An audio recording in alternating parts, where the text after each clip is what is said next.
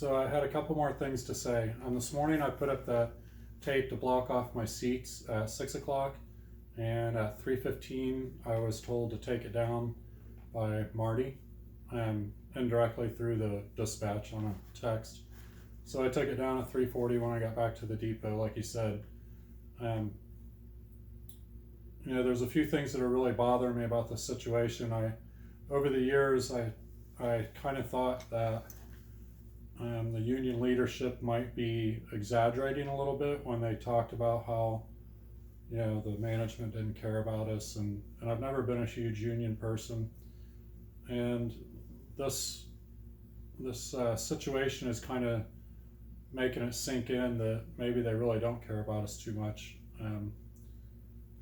It would be so easy for them to discourage and to dilute the ridership simply by putting some stuff on inside the bus and on the head sign, and by adding some extra buses, and they just won't do it.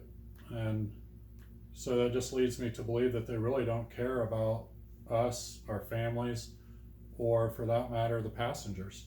I mean, when we have quite a few trips throughout the week on different routes that have 15, 20, 25 people on them, and who knows who has this virus. Any of us could be carrying it and making other people sick, even if we don't get sick ourselves.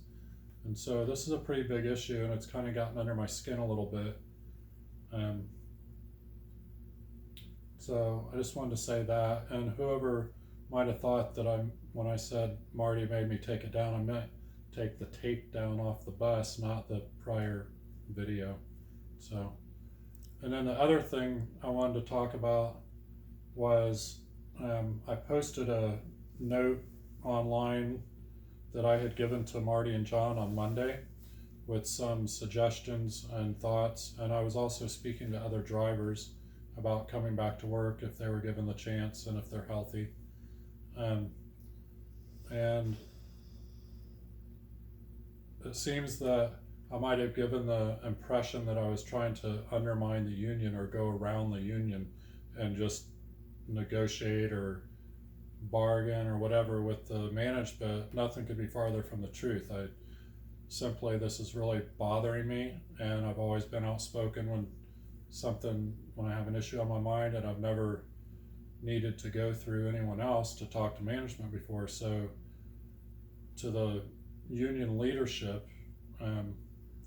I want you to know that you have my full support.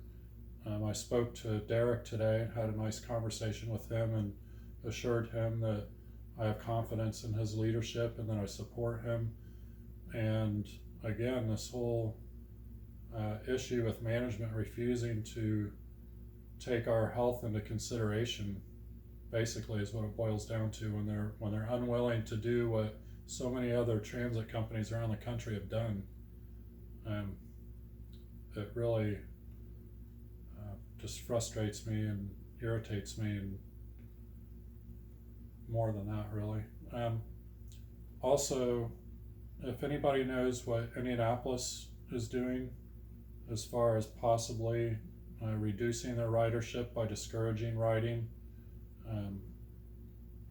that would be helpful to know, for all of us to know. There was one other thing. Can you stop that for a second while